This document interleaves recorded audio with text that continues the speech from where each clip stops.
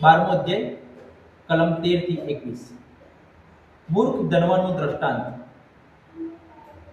લોકોમાંથી એક જણે તેને કહ્યું કે ગુરુ મારા ભાઈને કહે કે તે વારસાનો ભાગ મને આપે।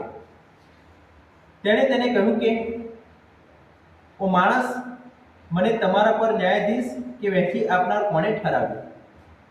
તેણે તેઓને કહ્યું કે સાવધ રહો અને સર્વ પ્રકારના લોભથી દૂર રહો, કેમ કે કોઈનું જીવન તેની પુષ્કળ મિલકતમાં રહેલું નથી। તેણે તેઓને એવું એક દ્રષ્ટાંત કહ્યું કે એક ધનવાન માણસની ભોયમાં ઘણી ઉપજ હતી। તેણે મનમાં એવો વિચાર કર્યો કે હું શું કરું, કેમ કે મારી ઉપજ ભરી મૂકવાને મારી પાસે જગા નથી। તેણે કહ્યું કે હું આમ કરીશ, મારી વખારોને પાડી નાખીને હું તે કરતાં મોટી બંધાવીશ અને ત્યાં મારું બધું અનાજ તથા મારી માલ મિલકત ભરી મૂકીશ। હું મારા જીવને કહીશ કે ઓ જીવ, ઘણા વર્ષને માટે ઘણી માલ મિલકત તારે સારું રાખી મૂકેલી છે। આરામ લે, ખા પી આનંદ કર। પણ દેવે તેને કહ્યું કે ઓ મૂર્ખ, આજે રાત્રે જ તારો જીવ તારી પાસેથી માગી લેવામાં આવે છે। ત્યારે જે વસ્તુઓ તે સિદ્ધ કરી છે તે કોની થશે? જે પોતાને સારું દ્રવ્યનો સંગ્રહ કરે છે અને દેવ પ્રત્યે ધનવાન નથી, તે તેવો જ છે। આ પ્રભુની વાણી છે, તે આપણો આધાર છે। જય ઈસુ। વાલા ધર્મજનો, આજે ઈસુ એક દ્રષ્ટાંત કથા દ્વારા ઘણો મોટો સંદેશ આપણને આપી જાય છે। હા, ચોક્કસ એ ઉદાહરણ એ પેલા અમીર મૂર્ખનું આપે છે, જેની પાસે રૂપિયો ઘણો છે, પાક ઘણો થયો છે, પણ પછી પાછળથી એની શું દશા થવાની છે એની વાત કરે છે।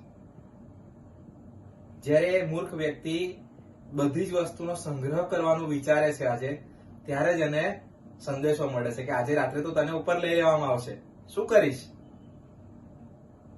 મારો પાક, મારા પૈસા, મારી વસ્તુઓ, મારો સંગ્રહ, ક્યાંય ભગવાનનું નામ દીઠું નથી।